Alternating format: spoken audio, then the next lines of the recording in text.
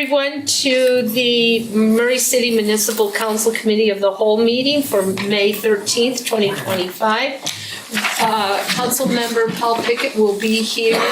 He's just running a little late. The first thing I need is the approval of the minutes for the Committee of the Whole for April 15th, 2025.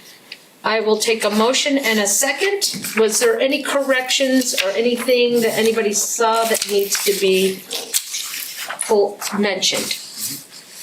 Okay, then I will take a motion and a second. I move to approve the agenda, or the minutes of Committee of the Whole of April 13th, 2025. A second. Okay, all in favor, say aye. Aye. Aye. Any opposed? Okay. Then they have been approved and we'll go on to our first discussion item. It is with Murray Senior Rec Center report. Hal Luke will be presenting. Hi, Hal. 10 minutes. 10? Yep. We're giving you 10 minutes. Would you like to introduce your family behind you? I have my oldest daughter The favorite number. from, Let's start. she lives in Harriman. And then my second oldest daughter with her husband, and they're from upstate New York. Welcome.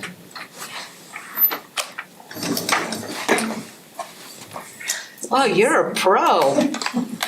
You go. Maybe, He's practiced that. maybe something. There it is.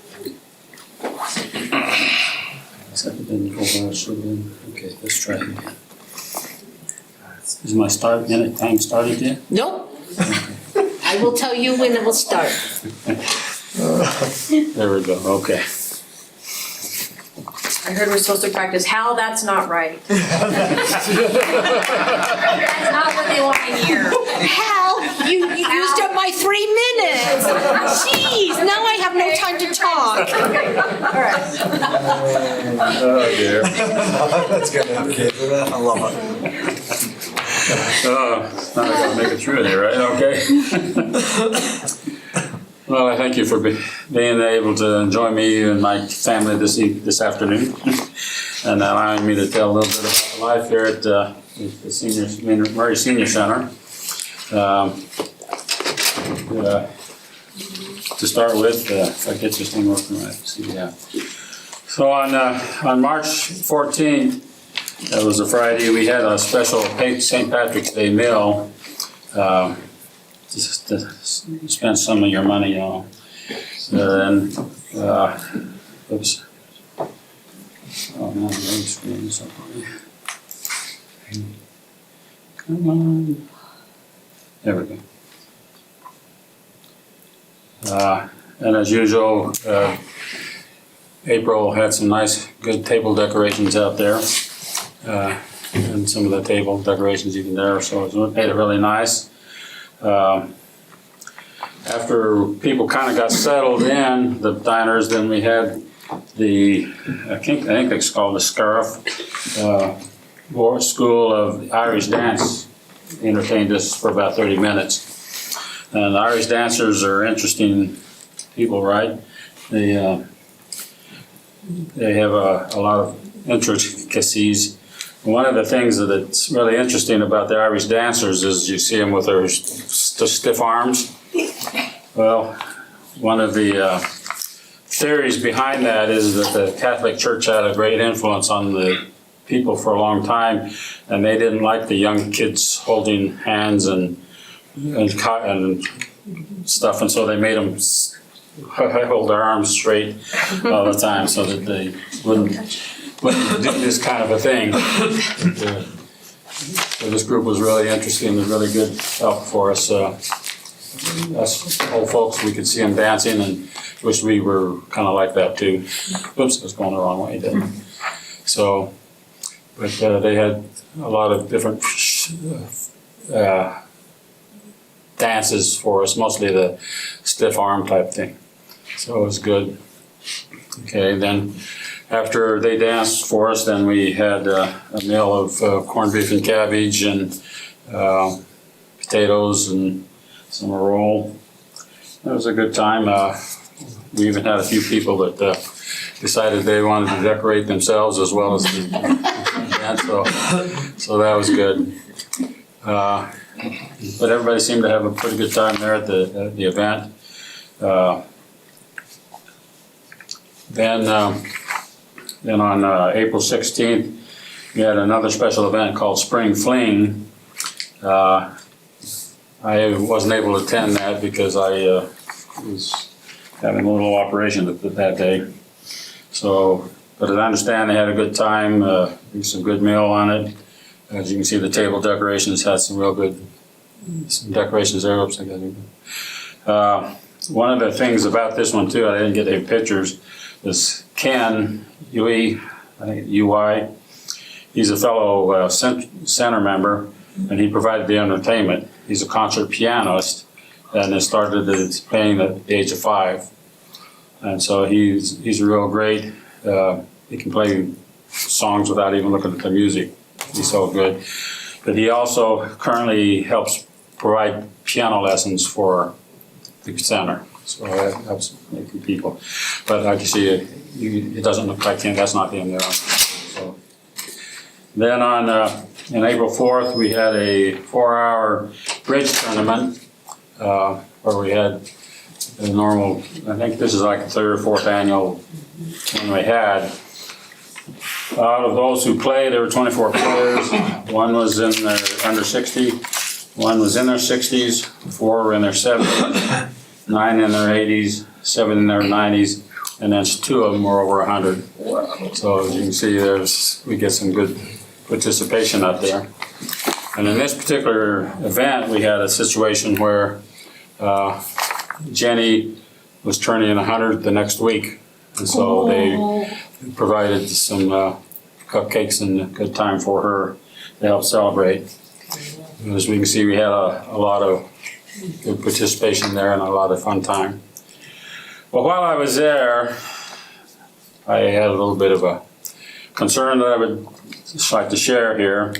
So we'll go from there. If you look here, see what this sign says, please be quiet as you go by here, because this hallway goes from the lobby to the exercise rooms in the back. As you can see, there's no wall here, and basically when they're walking down here, they basically get interruptions from the crowd that's going down. As you can see, maintenance people, and when they have a class, people will kind of mosey on down as they come by. That's why we have the sign there. But when we get out of a class, then of course everybody gets out at one time, and so then you have a little more commotion. I realize this was originally designed that way, and who designed it, I'm not totally sure.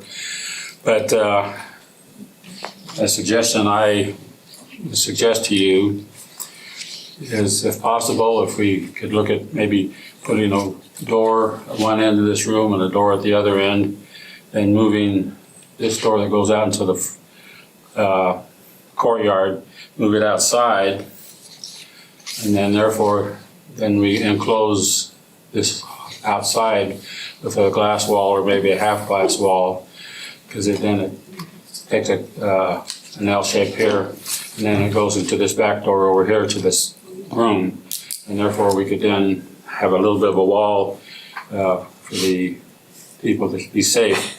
This particular day, it wasn't too bad because we only had one exercise class in the back.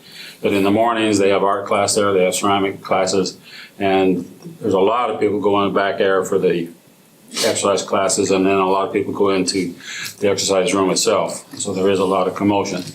So if there's any way to kind of maybe look at this situation, I would request that maybe try and accomplish that task. So that's it for today. I thank you for your support for the center. It is still a very good asset to the city, and we are very happy to have you give us support. Thank you. Thank you, Hal. Thanks. Do we have any questions for Hal? Okay. Thank you. Thanks, And thank Hal. you, family, for coming and supporting Hal.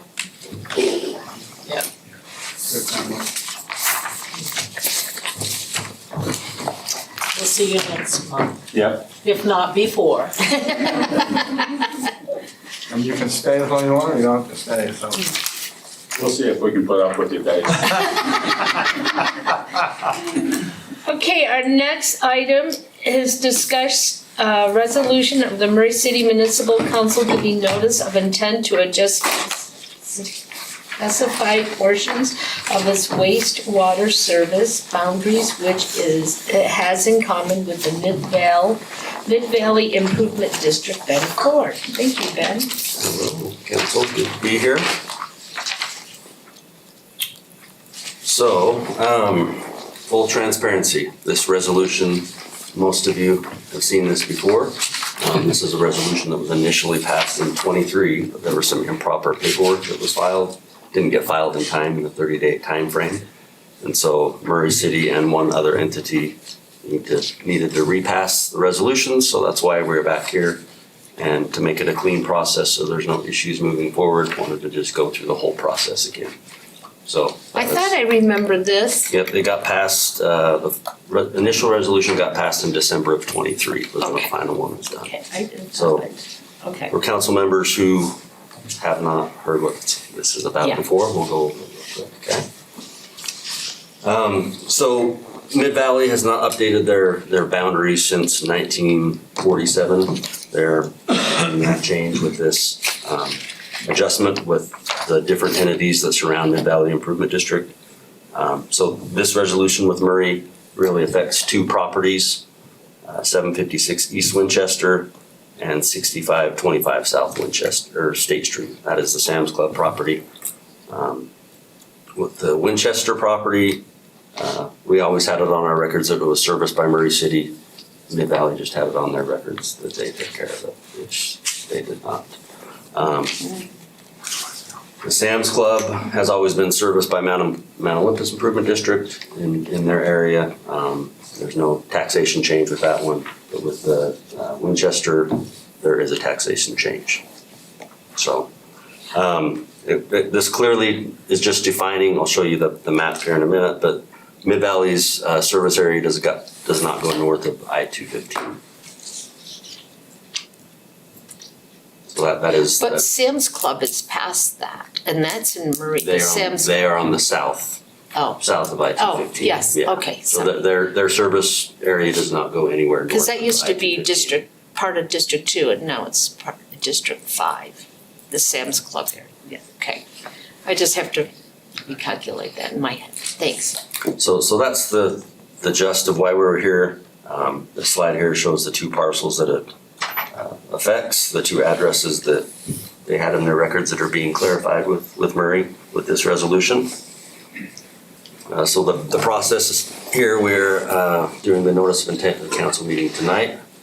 Then there will be a public hearing July 15th. Before that, notices will be sent out, 76 notices in total will be sent out to everyone within the vicinity of these two properties.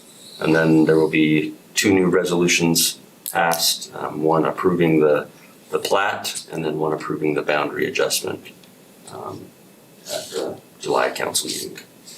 So nothing has changed. I mean, Nothing has changed, I thought simply, this was deja vu. no, simply just Yeah. a cleerical error Okay, that's fine. on a couple different entities' parts, and just to make it clean, we're back here representing the whole thing. So this highlighted area just really details the legal description with the two properties and the area that goes through Murray City. The highlighted line there is the new plat map showing that they do not go north of Interstate I-215 with the Murray border. And once again, just highlighted in the plat map that will be signed. And here is the resolution stating all of the above. And that is really it. I'm gonna answer any questions for those of you who have not heard this bill before. Makes sense. Okay. You guys will be voting on this in the council meeting tonight. Today? Okay, I do have some concerns with you being an Angels fan with this. I have a grandson who is an Angels fan, big time, oh my word. That's funny. Okay, thanks, council. Thank you. Appreciate your time. Thank you, Ben. Okay, our next discussion item is an ordinance amending section 2.66.020 of the Murray City Municipal Code relating to elections. Brooke Smith is next. Hello, good afternoon, Brooke. Good afternoon. I created a PowerPoint. I do have a handout just so you can go along if you can't see the TV. No, your dad's in the way, but it's okay. Hopefully the TV will. 50-50. Do we know why the TV is not working? It's because it's statute limitations. I'm not working. Brenda warned me. She's like, you know, the TV doesn't work very well. So I'm like, oh, I'll print them out. So, good call, Brenda. Are you plugged in? Is Calvin plugged? Maybe that's it. Mayor, Let's see. Oh, it's a me error. It's a human error. user interface. User interface, yeah. Okay, we're back up online. Okay, this is basically a house cleaning ordinance amendment for our election code. We're now in the election season, so I'm reading the code and saying, oh, we're not in line with state code anymore. So I wanted to make sure we are following the state procedures. The first thing I want to address, there was a question on what is a Class A notice, and I wanted to just take a moment to show you what happened is traditionally all the codes had a different requirement. So whether you posted on the city website or your bulletin board or the newspaper, every code section had something different. 2 years ago, the legislature came in and cleaned house and basically said, these are the standards we expect from you. You either have a Class A where the minimum we expect from you is to publish on the city bulletin board, which is out here in our lobby, your city website, or the state and the Utah Public Notice website. That's a Class A notice. If it's a Class B, now we're mailing things to people in a buffer zone. And then there's a Class C, which adds more requirements. We're posting signs, we're putting up billboards, and stuff like that. It's basically creating a standardization for specific day-to-day things that the city does, so the public knows where to find out their information. What the city did, or what the state did, is change the election notice. And so I have a couple of clarification things that we need to do for our city code to align with what the state requires now. And the first key update is when elections start, I'm supposed to put a notice about the general election and the dates to declare. Our code goes back to the traditional information, which also includes a newspaper or the utility bill or a couple other different places. We want to align with what the state requires and basically say, you're going to find the information on our city website, the city bulletin board, and the state Utah Public Notice website. So the first proposal is just to take out the extras and say, we're going to post it in these 3 spots with a Class A notice. The second update talks about the declaration of candidacy, and this really, our code follows that, but the state legislature also included terminology for a conflict of interest disclosure, and our election ordinance still lists the traditional filing documents, but never mentions the conflict of interest statement that's required by law. So we follow it, but our code doesn't follow what the state requires. So I want to align what the state says. So now our code will go through the D 1 through 3, 1, 2, 3, 4, and then we're going to add 5 A and B, which also addresses what the state requires. The third update is just a clerical error. We have 2 5s listed. I'm going to change the F5 to an F6 for that bottom section, so that's easy peasy. And then the fourth one basically says, after the declaration of candidacy, the city recorder is required to post in the newspaper. And I'm requesting to change that to the Class A notice. So again, once the declaration ends, I'm gonna post it to our bulletin board, the city website, and the state's website. There's no real fiscal budget increase. If anything, there's a little bit of cost savings because now I'm not taking notices and putting them in the newspaper. So, and depending on how much time and how big the notice is, it can be anywhere from $200 to $1,200 savings per election cycle. And then the action requested is on June 3rd, I'm gonna be presenting during city council, and I just request that you would adopt the ordinance, so our city code aligns with what the state code requires. And that is my presentation. I did have the draft ordinance in the packet, the city code with the excerpts, yeah, there we go. And then the state publication code requirements in there for you to do. And if you have any questions or Are all the cities gonna have to do this? Yes. Or it doesn't matter, I'm sorry. It doesn't matter on the size of the city, correct? So, there is one requirement for the city, if they make less than $2,500 per month or per year, they don't have to, and they don't have a city website, then they don't have to do that. So, because we make more than that, we have to post on our city website. So, okay, but yeah, it's really a house cleaning, nothing out of the ordinary. We just wanna make sure our code lines with this state code, so when candidates come in, they know what to expect. okay. Any questions? Okay. Do you have any? Yeah. Adam? On the fence, if I have an issue. I'm just worried about, I like aligning with the state, I'm worried about pulling it out of the utility bill. Just that, is it gonna be obscure? Are we gonna get people that come back in like June 10th and be like, I didn't know I wanted to run for office? The one person who does that.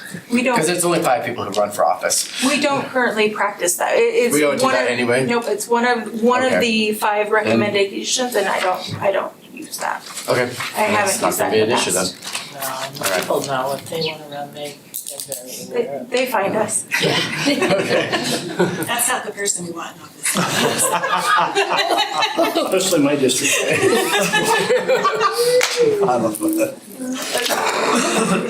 Isn't that the truth? I'll figure out how to log Say out something. later. I don't know how to log out. We'll figure out that later. Okay. Okay. All right, thank you, Brooke. Our last one is discuss a resolution amending the Murray City Municipal Council guidelines and policy relating to municipal elections. Jennifer Kennedy, 10 minutes. So I have just come up with some language that I'd like to add to our council policy and procedures handbook regarding municipal elections and what council staff can and cannot do during an election. You've got a red line copy in your packet, which basically this is the language that I wanna add. Basically says we can't research for you, we can't set up appointments for you when it comes to your campaign. Anything campaign related, staff needs to stay out of. We can't hold functions for you, things like that, just kind of stay neutral during the election cycle. Can't do a fundraiser or? Yeah, please don't ask. Amazing how many people. I can imagine. In a nutshell, that's what all that says, just, basically, we can do our council day-to-day actions, but as far as anything for your campaign, even a research question, we cannot help you with. You're on your own for that. Seems. Makes sense. And that's like. No problem with that. Any questions for Jennifer? Support that. Okay, well, that is it. Do we have any other items or anything? No? Okay, then we are adjourned Till 5 o'clock. and until 5 o'clock, which is our RDA meeting.